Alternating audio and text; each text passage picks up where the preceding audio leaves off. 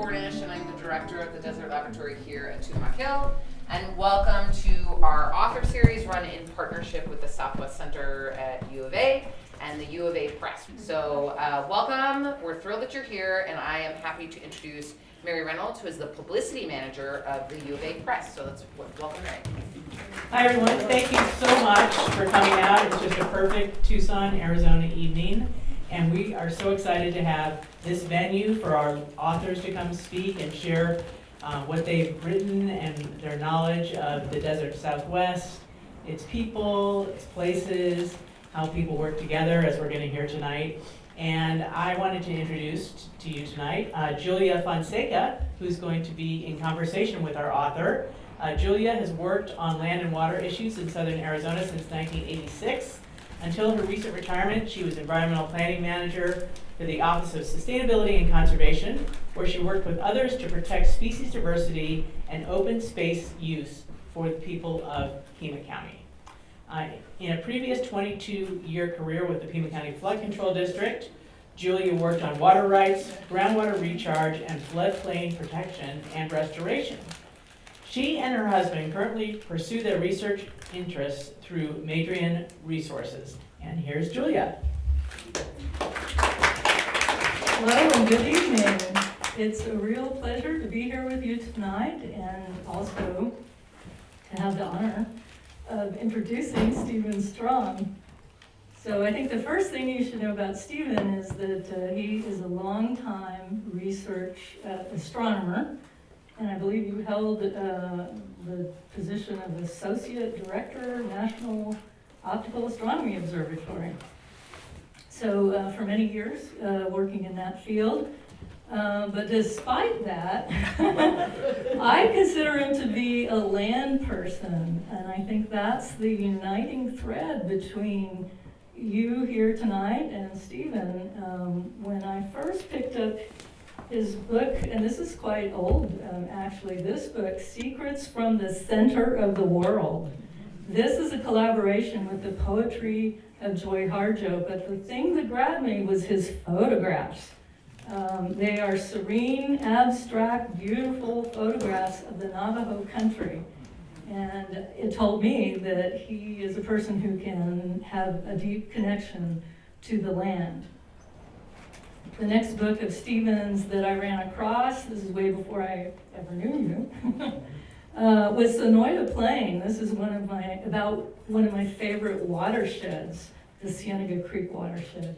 And this is a collaboration with the ecologists Jane and Carl Bach. Again, featuring beautiful photographs of this landscape that I love so much. But more recently, Stephen's been doing a series of books about collaborative conservation. How do we protect large landscapes in the United States? What are the communities who are doing it? Where are they? How do they do it? So he's written in collaboration with his granddaughter, who is a journalist, Rebecca Robinson, this book on Bears Ears, the Bears Ears National Monument. This is one of the most contested national monuments in the United States, and it's coming under fire again, I think. So it really does. It has the voices of the people who've been involved in this, in negotiating an arrangement about how to manage the lands out in southern Utah. And then that brings us to the current book, right? So Forging a Sustainable Southwest.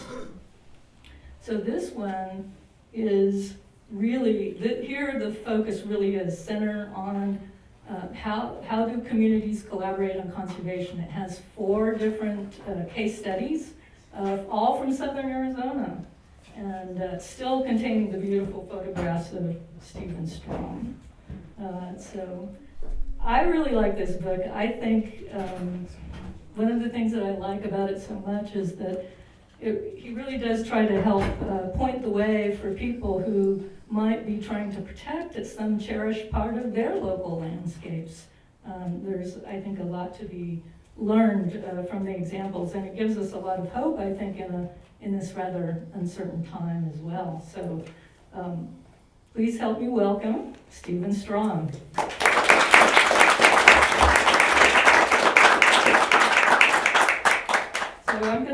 start us off with a few questions. I'm going to have 4 questions or so for Stephen, but I hope that you will bring questions and also your own observations as well. I know we have some people in this room who participated in one of the case studies, which is the Sonoran Desert Conservation Plan right here in Tucson. So feel free to, put up your wisdom as well to the conversation. First I think we should just start off with, if you could give us a little background on the books, and I would say books because, Forging the Sustainable Southwest and Bears Ears. How do they relate to large landscape conservation, and who are the people that are profiled? What do they accomplish? Good job. Thanks everybody for coming out, and I want to encourage folks to interrupt if I go on too long in answering any of these questions, and interject questions of your own. I'd like this to be a dialogue rather than a monologue, so please do that. First, Julia mentioned Bears Ears, Voices from Bears Ears, in which the viewpoints of a variety of folk, from county commissioners to legislators to tribal members to members of the community and so on, were captured in service of an attempt to structure the future of the public lands in southeast Utah and San Juan County specifically. Bears Ears could best be captured in, if it is to be captured in only one phrase, it would be Red Rock country, but it's more than that. But in any event, it's magnificent and filled with artifacts from at least 5 tribes that count their cultural connection to the land. And the reason that this book is of some relevance is that it's an example of an attempt to achieve a rational end to the use of public lands in San Juan County and Utah writ large that actually failed, at least in from my perspective. It succeeded in President Obama's declaring Bears Ears a national monument through executive use of the Antiquities Act, which perhaps, for those of you who are familiar with Utah politics, unsurprisingly evoked a great deal of resentment among portions of the citizenry in Utah. And I believe that one of the reasons that it didn't achieve that a consensus for public land use wasn't reached in that case was that there wasn't enough time to establish the trust that is needed in order to hold conversations that actually would result in a consensus view of how that land is to be used. A consensus based not only on the goals of the conservation community, but of the local community and their cultural and spiritual really ties to the land. That would be that locals should include the tribes as well. I think I'll skip.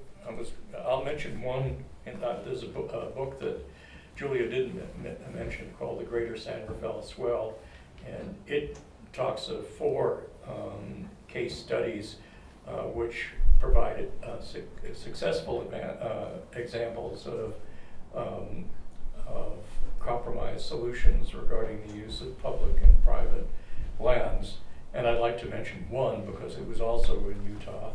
It focuses on Emery County, where nearly 900,000 acres of land, 600,000 of which were protected as wilderness, and others with designations analogous to National Conservation Area.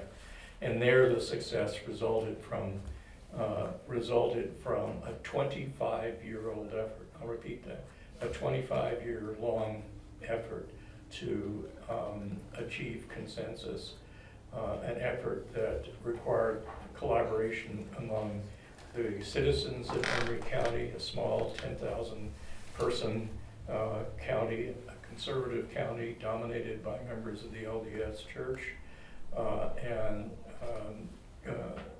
they set up a public lands commission, which ultimately met with a large number of stakeholders, from OHV groups to conservation groups to ranchers to miners and so on.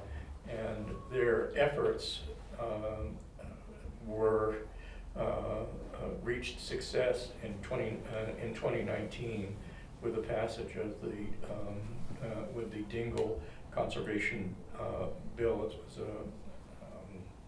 an omnibus bill, as most an omnibus bill that included a variety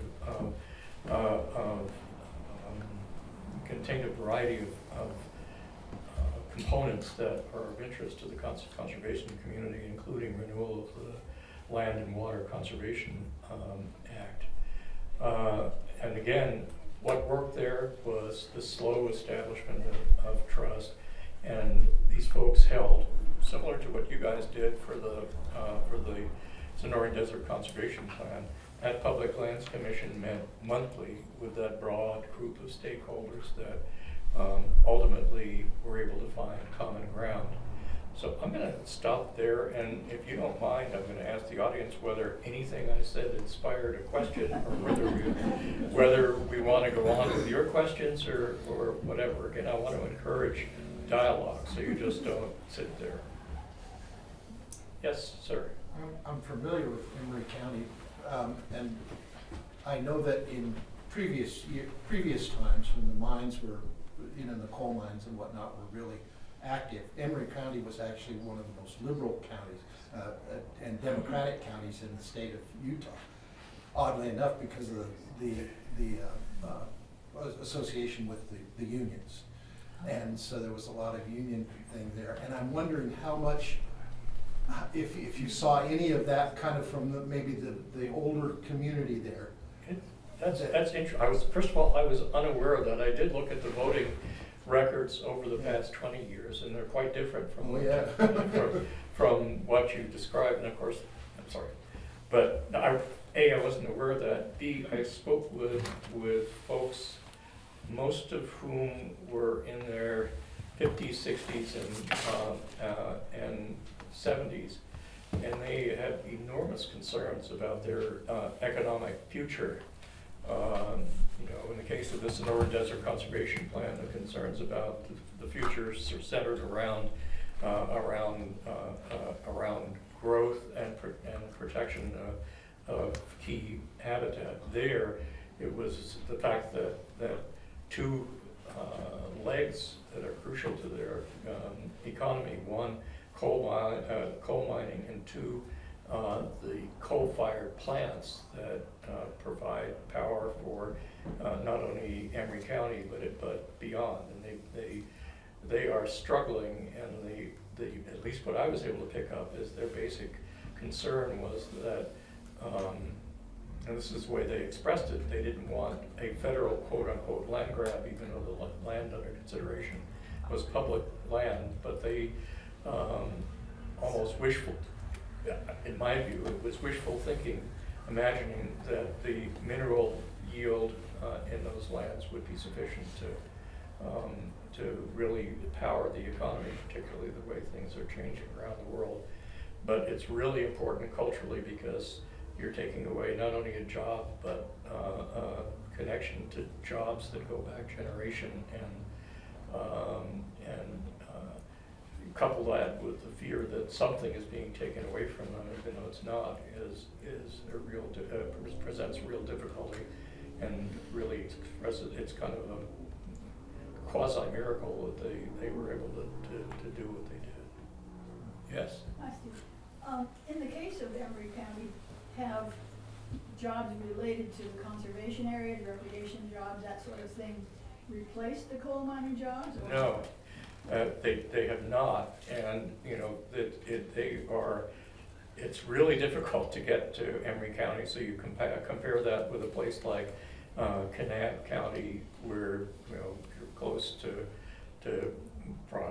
Bryce, Zion, and the wilderness areas that have been created in Washington County adjacent to it. In fact, I'm embarrassed to say this, but Forging a Sustainable Southwest owes its origin in part to COVID, because the question that you asked was a question that I wanted to have answered, namely, what happens when Kanab County, which also is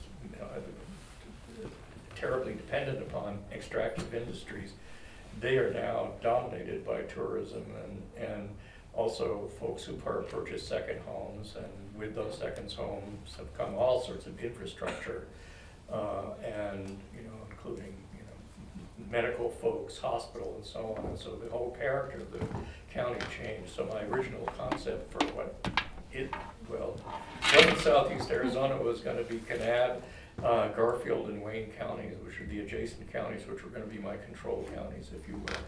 So. Sorry to admit that in public. Sorry, I'm sorry, Mary.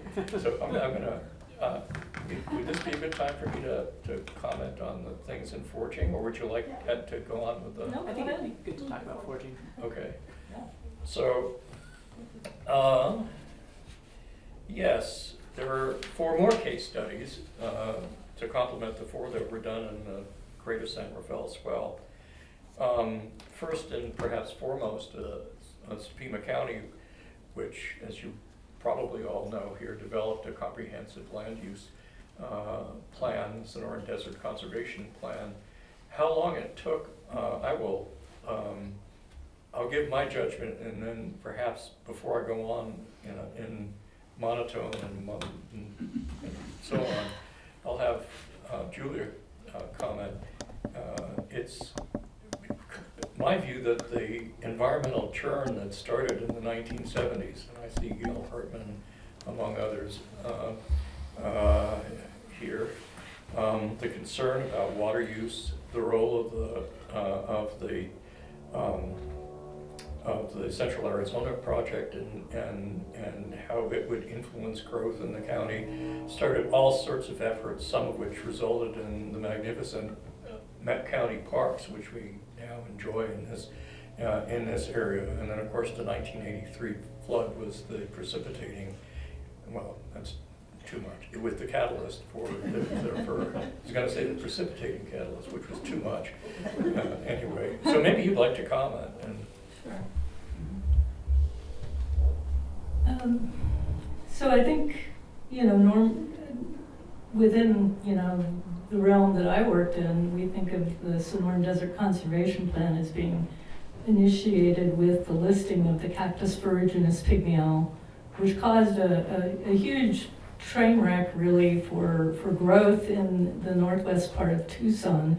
The community had just passed a bond election to do hundreds of millions of dollars worth of roads and other infrastructure, and now it was being called into question by the listing of this endangered species. And so there was a real crisis, but the plan itself evolved over 10, 15 years. I mean, it wasn't until 2016 that we even got a federal permit. So, but during that time, the thing, you talked about time, Stephen. It's interesting because, there had to be enough things happening to kind of keep people engaged, right?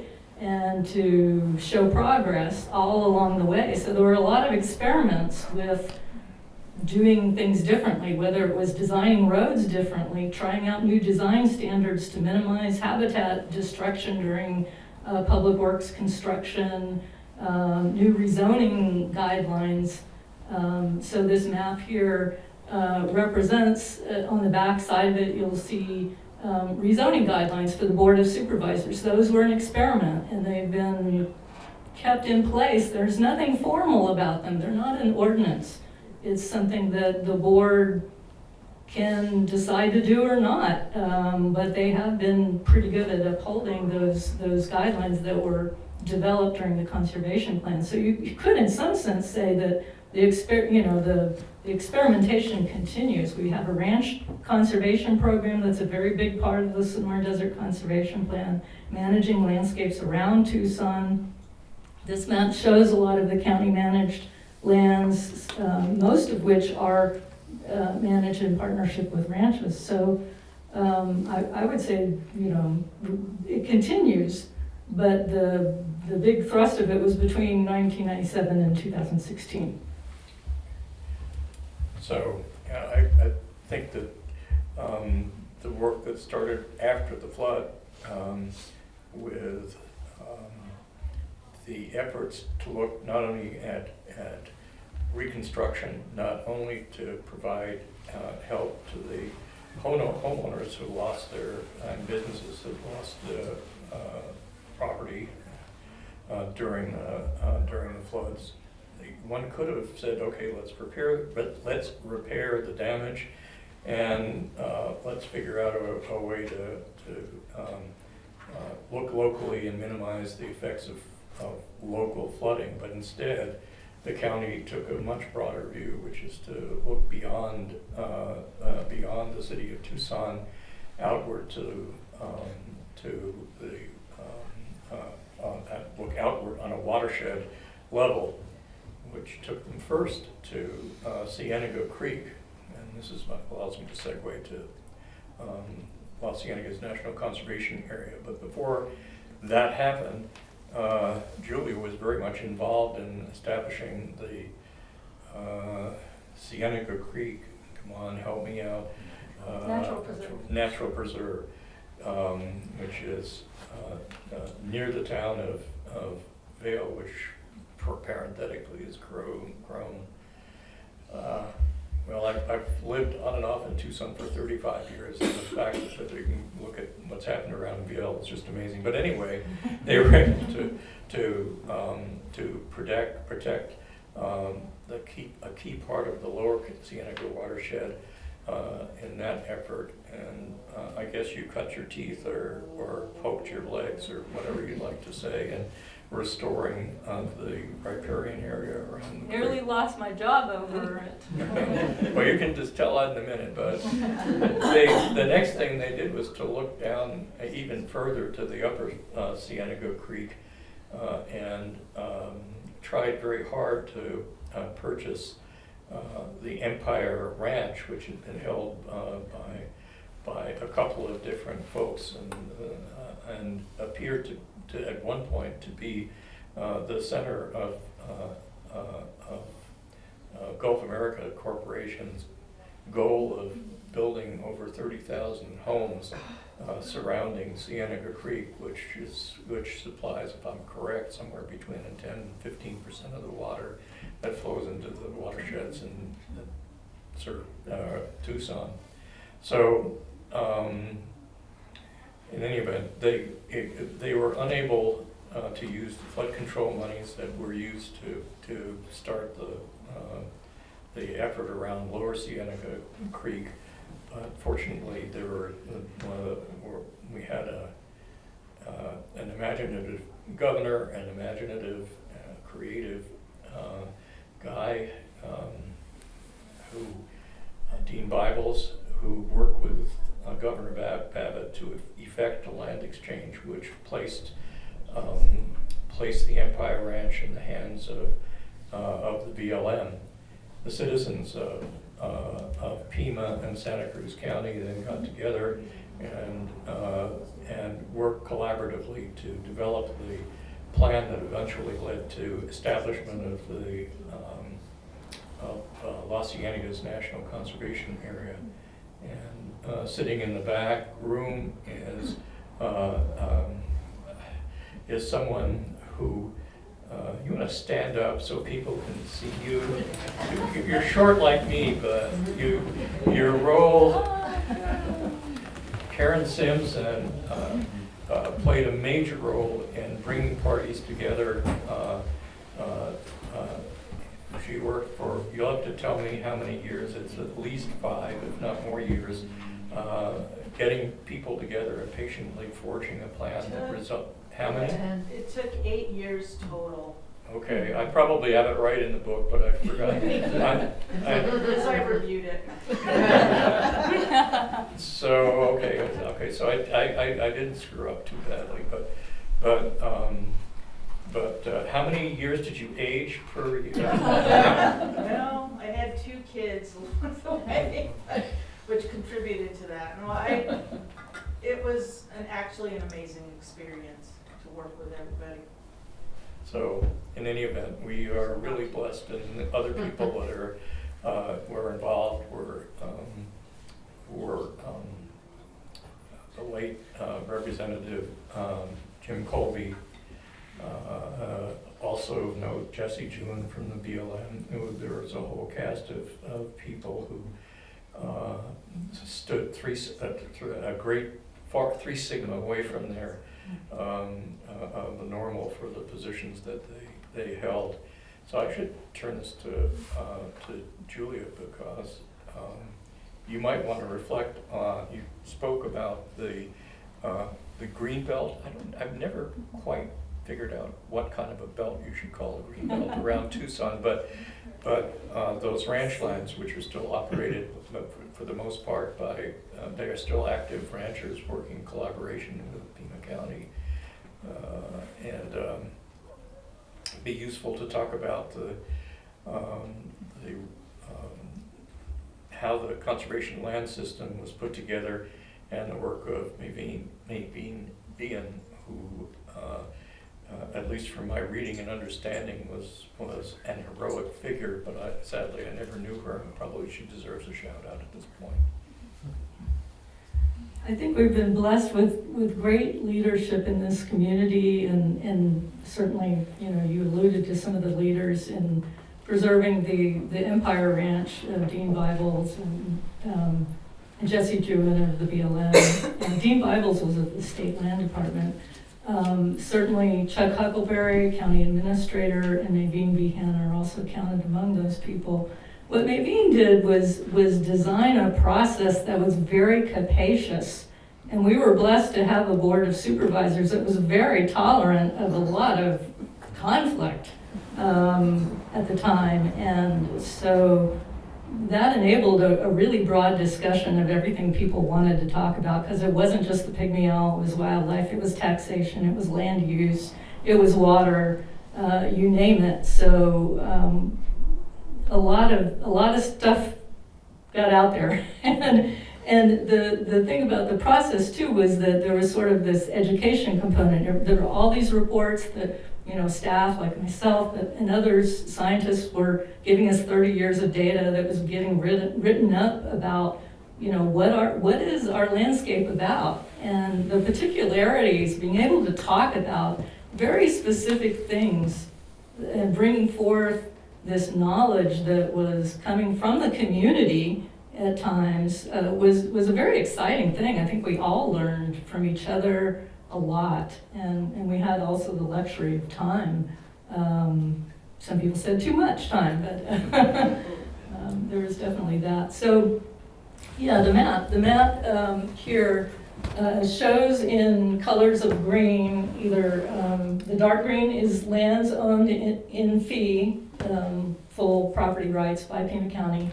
And then the state trust leases that come with a lot of these ranches. So the Ranch Conservation Program is part of the Sonoran Desert Conservation Plan. And Karen Sims moved from the BLM and came into Pima County to run that program. So we benefit from her many years of previous work with ranching on Empire Ranch now to run these ranches around the boundary of Tucson. So it really does, one of the benefits of the Sonoran Desert Conservation Plan is really to give some constraints to where we grow. And this was kind of something that originated really in 1974 when this community set up Catalina State Park. That occurred, the Rancho Romero was going to be constructed next to the National Forest. The people of Tucson didn't want it, and there was a land exchange, and that's how we got the Catalina State Park. And then the development went on the other side of Oracle.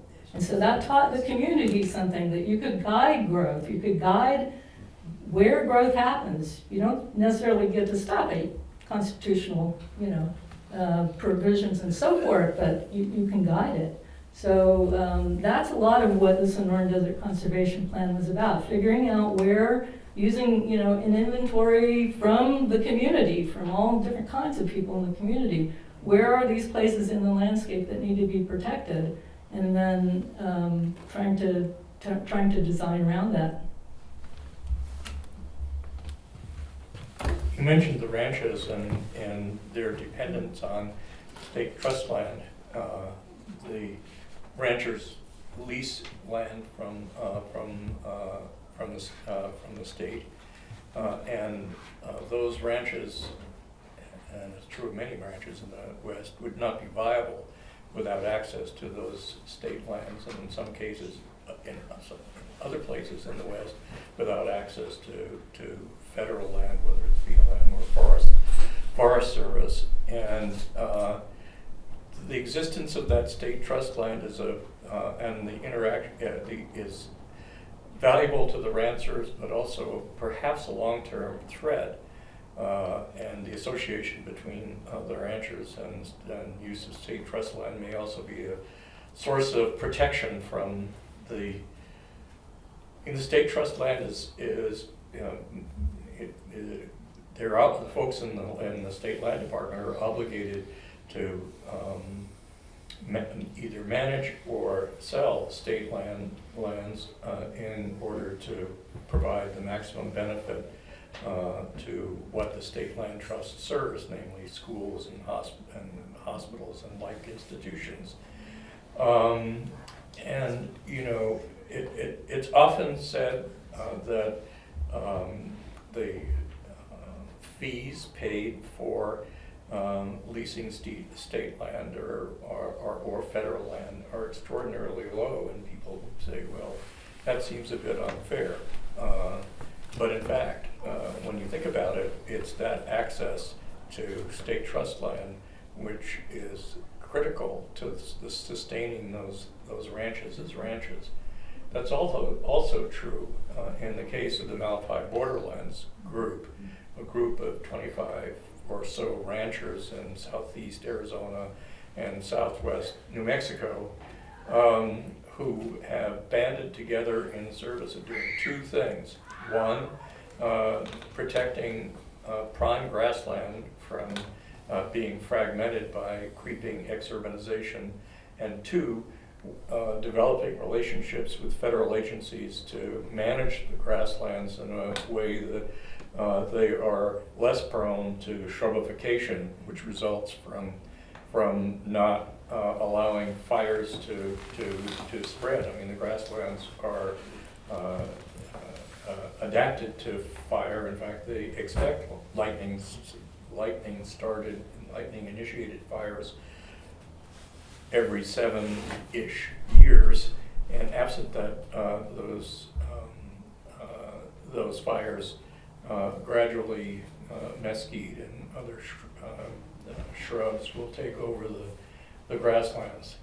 And I think it's important for the conservation community, and I imagine many of you, if not most of you, if not all of you, can count yourself members of that community. I think ought realize that the arrangements for keeping ranches viable, they are not wealthy folk who are ranching in that grassland, but they're ranchers who do it largely because they love it, to keep those ranches going and keeping the grasslands and the viewscapes that they provide, and the protection from erosion and all the other good things that even carbon sequestration is among their good things. They need access to those state trust lands in order to be viable. State lands are a big challenge, and what Malapai has done has been amazing there. But they don't have some of the pressures to develop the state land maybe as much as we do around the perimeter of Tucson, and so You know, our range conservation program is still, that's something that we're gonna have to deal with. You know, there's gonna come a time, we'll try again, you know, to get the state constitutional amendment that would allow land exchanges. There's so many checkerboarded state trust and BLM lands, and right now we can't do exchanges because of the state constitution, the way that it's set up. But there was something called the Arizona Preserve Initiative, and this community really benefited a lot from that. We got a number of properties.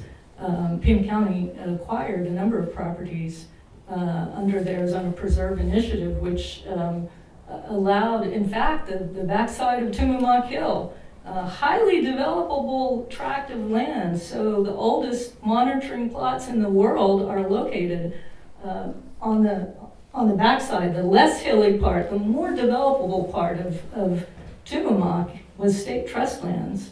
And we were able to acquire it with this Arizona Preserve Initiative. So there are ways, yes.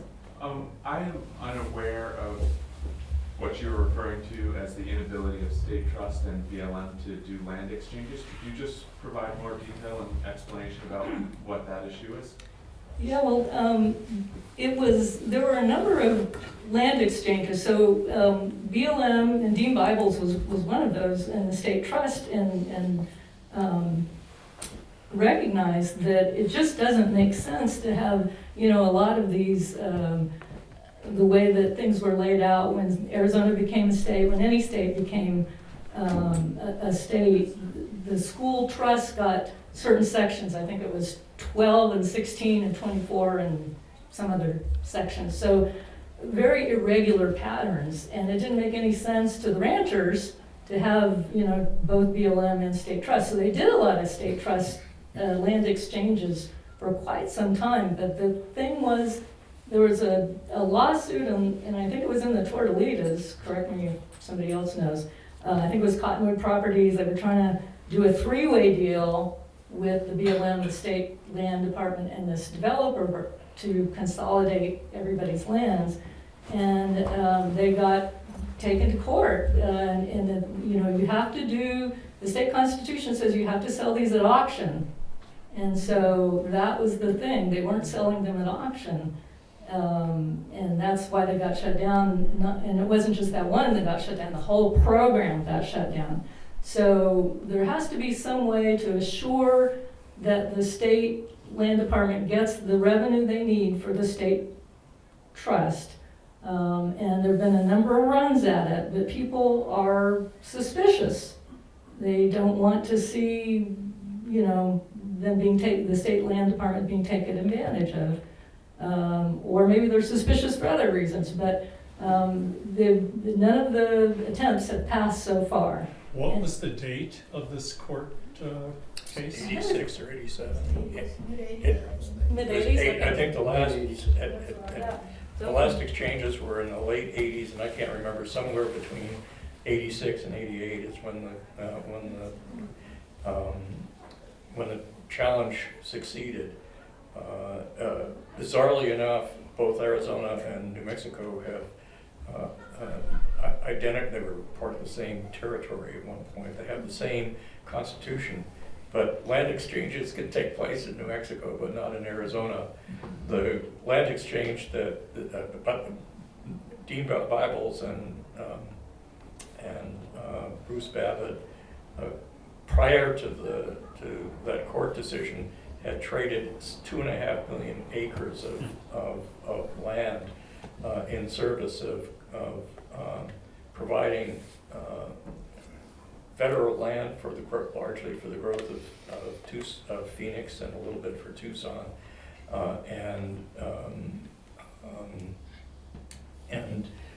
then consolidating a fair amount of conservation-worthy land. So 2.5 million acres, which is pretty impressive. And one of the quotes that I found, again, I forgot the reference, but is that they literally remade the map of Arizona via those land trades. And anyway, so again, this might be, since you started some questions, maybe I can encourage some more before we go. There's lots to talk about. Yes? I'm wondering what the Groundwater Management Act, how it might have played into the Sonoran Desert Conservation Plan, sort of motivation to do something. You want to take that, because I don't know. Yeah, so certainly people were interested in water, and water for wildlife, water for restoration of habitat, but also water for drinking water. And so the idea that we are protecting watersheds that surround Tucson was one of the benefits, really, that these open spaces provide. So it's clean air, it's clean water, it's water supply. It's water that's not going to be, tapped by other communities. We could have had 30,000 people, living in one watershed upstream of Tucson here, but we don't, because we have a Sonoran Desert Conservation Plan. Also, part of what happened during the SDCP was the county is required to do updates of its land use plan. And in the land use planning process in the state of Arizona, you have to have a water element. And in the water element, you're supposed to look at the population and its water supplies. So we did that. And part of that became, there are some new guidelines that came out to evaluate future developments at the county level. But I will also say that the city started to take a look at water supply during the Sonoran Desert Conservation Plan. And although it wasn't a direct outgrowth, I think it was influenced by the public discussions around the water issue. So they adopted a policy in 2007 of husbanding the water resource, being very careful about where they serve, basically. Very judicious decisions about that now. And in real contrast to where they were, because they used to say, Tucson used to say, we are going to be the water provider for all the communities. You might be in Marana, you might be in Oro Valley, you might be in wherever, but we're going to supply you. And that is not the case anymore.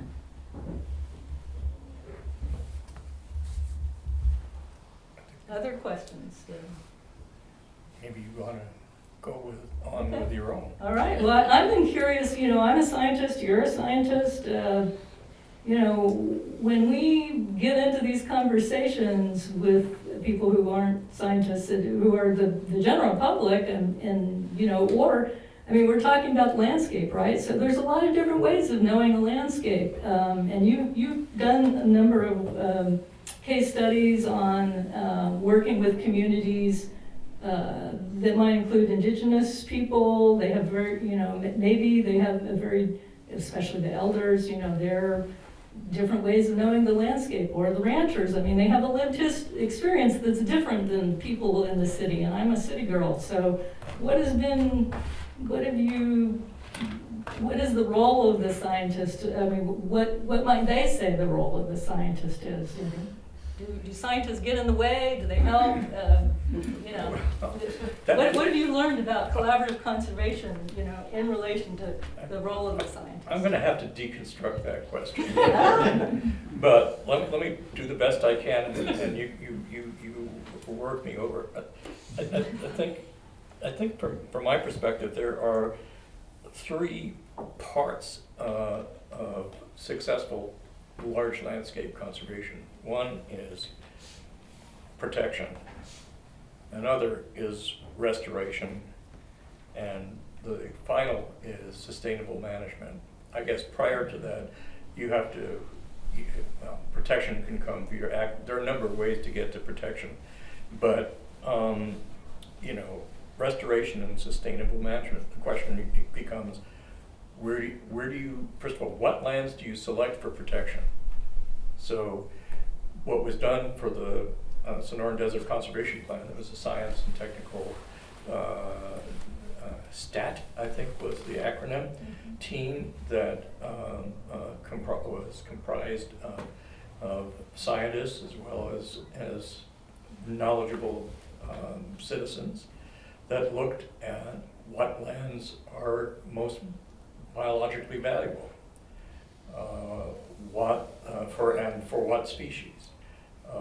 There were careful looks at riparian areas and what was needed to protect them.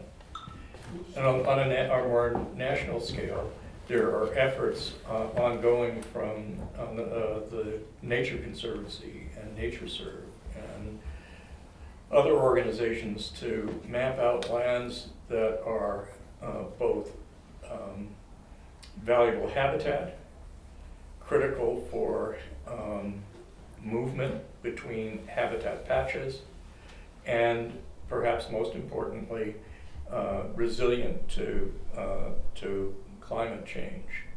And so there are maps I'm most familiar with are from the Nature Conservancy, and then clearly there's a lot of science that went into creating those maps, which ought, in the best of all worlds, serve as a guide to policymakers, guides for protecting lands, acquiring lands, restoring lands, and so on. But once you have your hands on lands you want to protect, you start a restoration process and so on. You need some way of sustaining management. And the tool, for example, that the folks in charge of advising the BLM on their management of Los Cienegos National Conservation Area, so the Cienega Watershed Partnership, they take a look yearly at the state of the watershed from the perspective of scientific experts, hydrologists, biologists, and so on. And they try to put together a management plan for the BLM. BLM has final say, but they try to put together a management plan to guide the BLM to sustain that land sustainably. They also have a process that they call scenario planning, in which they sit back and try to figure out, well, what would happen if climate changes at this rate, or what happens if or let's say some subcomponent of climate. Suppose the precipitation rate goes this way, what do we do? And so they constantly update their management plan. When they take action, they review what effects that action has on the health of the landscape and the creatures that live within it, and that adaptive management approach also is one that draws from the way that a scientist will attack a problem. Question. What exactly did they look at? All species? Do they do bioblitzes? Are there statistics? Okay, can everybody throw us about 5 different questions at the same time? I'm going to share this with my fellow speaker here. But for the Sonora Desert Conservation Plan, they looked at not only at the habitat for the pygmy owl one, but they looked at 44, I think it was the right number, some number between 44 and 50 species that were either threatened or already on the Fish and Wildlife Service endangered species list. So the critical biological areas, I can't remember what was the right name for the areas, those were selected on the basis of mapping out the habitat for that. The general approach, which has been used nationwide, is coming up with a multi-species habitat plan, MSHP, in which something similar is done. In fact, I think one of the first MHSPs was done in San Diego County, and Bruce Babbitt was one of the catalysts of that activity. In turn, you might want to add to that. Are they relying on volunteers to go out and count species and things like that? Yeah. So what Steve was talking about was how do you how did the scientists anyway make recommendations for land acquisition? But for the lands that have been acquired now, the management side, there's a different set of things that are being looked at, right? So one is just water. You know, a lot of our species require water. So how are the water sources themselves doing? Then there's more like vegetation and soil conditions, right? So that's another part of it. So that's a different level, if you will. Then there's the actual species themselves, right? So that's the population trends or, you know, occurrences on the landscape, number of different places that they inhabit, so spatially, as well as, you know, population numbers within a given area. So it's a multi-level approach. And that's something that our science team recommended, is that it not just be species monitoring. Because a lot of times the trends, it's very hard to detect trends in some long-lived species, like you're talking about tortoises. Right. It's gonna be a really long time before you're gonna see trends, right? So you wanna pay attention to other things, habitat and human use and threats. You know, what about the threats? Are the threats rising or falling? And then there's also an aspect that has to do with comparing how we're doing, kind of benchmarking with other areas, so like the national parks. So to the extent that we can do the same monitoring techniques that somebody else is doing that maybe manages the land in a different way, maybe we'll learn something there too. And to another part of your question, just a second, there are volunteers involved. For example, in the Cienega Watershed Partnership, they depend heavily not only on experts from the U of A and the BLM and so on, but they depend upon citizen volunteers to monitor the watershed, to monitor invasive species, to monitor the success of the beaver reintroduction, all that stuff they're involved with, which I know you have a question. I want to make one more point. The issue with the Cienega Watershed Partnership, which plays a crucial role in advising the BLM. The BLM doesn't have anywhere near the manpower to do it themselves. They depend on private contributions and a few grants, and I'm not going to get into a political discussion with the audience, but let's just say the sustainability of efforts like the Cienega Watershed Partnership are going to be really stressed over the next few years, because they're operating on a shoestring already, and absent grant opportunities either from other NGOs or from the federal government, it's going to be tough, and NGOs are going to be, generally speaking, under a lot of stress. Yes, I'm sorry, you had a question. Thanks. Appreciate this. We learned about it just from walking the hill, so thank you for the science and everything. It's great.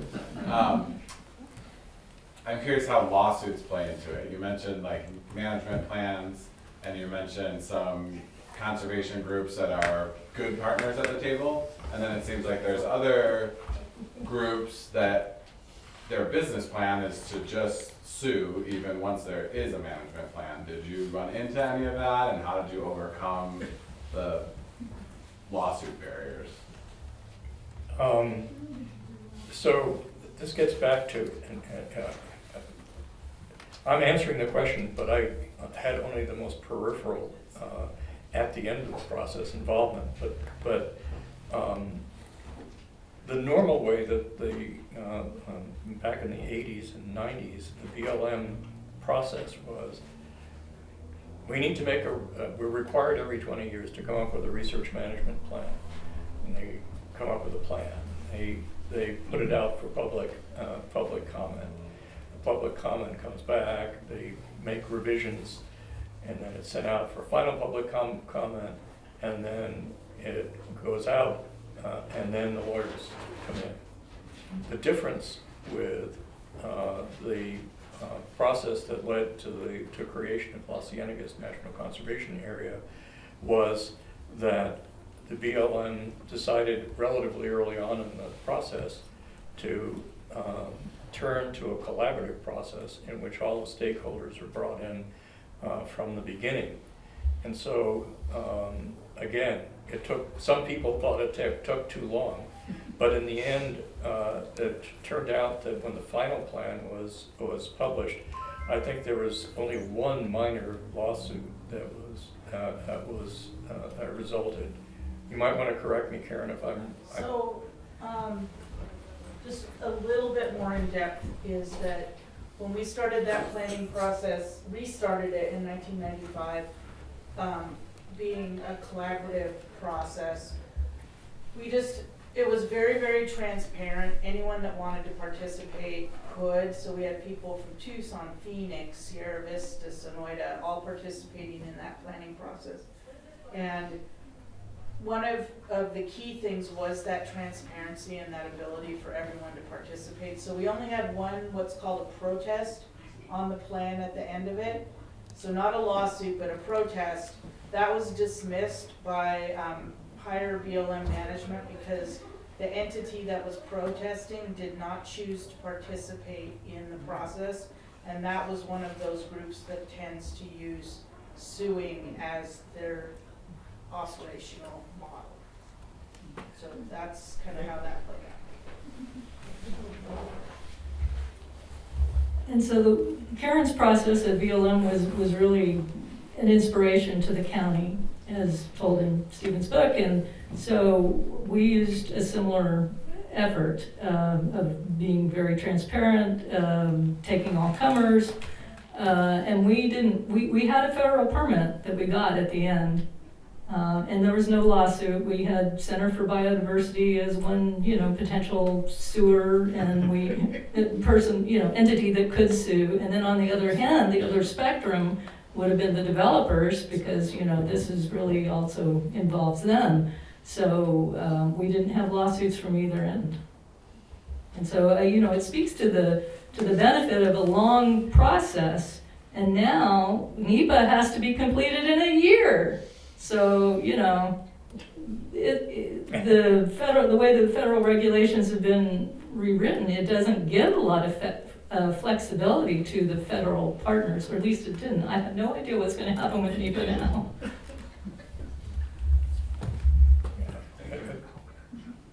Are questions before I say something again? So, one of the things that I struggle with as somebody who has a powerful interest in conservation is how do you balance the need for, say, protecting habitat with the need, let's say, for advancing green energy. There are serious conflicts that come up. And one of the things that I found, it's hard to think that it's been almost 10 years, but anyway, I had a 45-year career and now this, but over the last 10 years is that environmental groups are very successful, often focused on local problems, and other than overlaps of interests and people, there is no formal tool for strategic thinking by groups who have larger, who share environmental goals, but also have different constituencies and different lands that they're working on. And if ever there were a time for a strategic planning rather than siloing, it would be now, it seems to me. But even if the threats were not quite as severe as they appear to be now, it would seem to me that it would be useful to have that kind of strategic planning so that, when we're faced with goals of comparable importance, trying to find the right balance is a real challenge. I don't think I have anything to add to that. I mean, it is somebody else. It's a real, long-term issue. There was an effort to do like a national mitigation strategy for, energy transmission lines, but of course, that kind of fell by the wayside after the Obama administration. Yes, there was a question Well, or I a was statement. Yeah, kind of comment on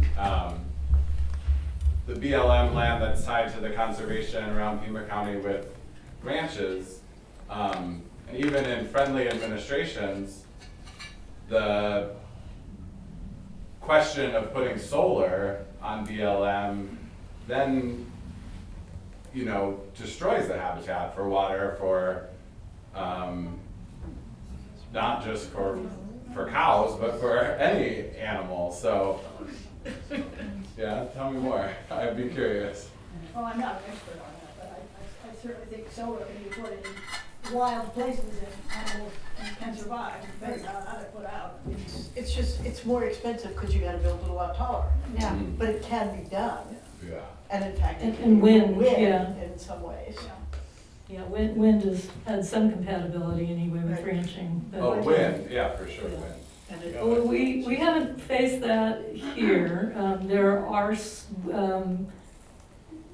BLM was involved in the Sonoran Desert Conservation Plan. They don't actually have a lot of the land that is likely to be developed that way. The BLM land that's in, for instance, the Las Ciénegas National Conservation Area, Karen, I don't think that, what would happen there? I don't think that's an option, really. It's by the, law that established it. I know it was closed to mineral entry, and utility lines also had to be in existing corridors. So we were a little bit early for, thinking and talking about, solar at the point that we developed that plan, but I think that if it was challenged, it probably would not be an easy, I'm not to say anything about the politics right now, but it generally wouldn't be something that would be easy to do there. Usually they're also looking for easy access to Yeah. transmission lines, Yeah. and there's no big transmission lines. So I don't really see a lot of conflict coming from that corner. Yeah, BLM, like, for folks that don't know, they did a nationwide solar power EIS. They may have done one for wind power as well, where they actually identified what they felt were compatible places to That's do right. that solar development. And considering things like how close are places where that energy could be transmitted. And some of the more controversial power lines that have come up lately, the one that goes up the San Pedro River, for example, are supposed to have originated with renewable power. My understanding is there's some argument about whether that's actually the case at this point in time, but there was a nationwide effort to try to pick places that had less conflicts. Right. Yeah, so we did one more. Well, there's one picture up there, keeps going by, that does not seem to be a photograph. And it's Oh. right before the owl. Oh, yes, And I what get is it? it is. I was looking at that too, because I've been up and down a lot of the Sonora, we have Sonora, and I don't find This anything one? like that. No, I don't think you do. This? Oh, Karen should talk, you should talk about this, right? So, Oh, wait a minute. Wait. you can get that picture back. What that picture is from the 1970s, land developer conceptual plan of damming up Cienega Creek. Making a lake and building a bunch of condos. Oh my God. It's been repurposed for Gaza. Yeah. So, needless to say, when we were working on the planning effort, that was shown as this could have been an alternate future for this. That was meant to vivify what might have happened to Upper Cienega Creek and to the watershed. Oh, it was one of the better pieces of PR, and so Anyway, do we wanna, I don't know, What- Okay, are there any other questions? Because otherwise I'm gonna ask one more. Okay, so we're living in a time of great change with the watersheds and watershed groups. And, you know, the federal government, federal partner is maybe not there for a lot of these NGOs now. So, you know, in your experience with, you know, these different communities, have they had to face problems when things changed on them? And then, you know, readjust, I guess, to some new condition in their partners, whether they're federal partners or maybe they're other community partners. And how did they deal with it? I think a good example of organizations that have continued, you mentioned that the Sonoran Desert Conservation Plan is in a sense built into the community, but there's so many pieces of Pima County administration that have already bought into the plan that presumably there's pretty well inculcated into the culture. In the case of Emery County, which I alluded to before in Utah, the Public Lands Commission continues to meet monthly with, and of course, they can invite people to Emery County, to people involved are non-trivial. There are representatives from the state land department, from the Forest Service, from the BLM. The county commissioners are part of the environmental community, the OHV community, the folks interested in mining, and even the folks interested in developing big solar farms to tap into the power lines that currently emanate from the coal power plants and so on. So they have a mechanism for continued debate regarding the future of public lands, and there's still a lot of push for protection of public lands, largely in service of protecting Native American artifacts and so on. And that it's unlikely that there'll be anything like a grand scheme comparable to the Emery County Public Lands Management Act that protected 900,000 acres, but there may be successful efforts, compromise efforts to provide areas or to declare areas of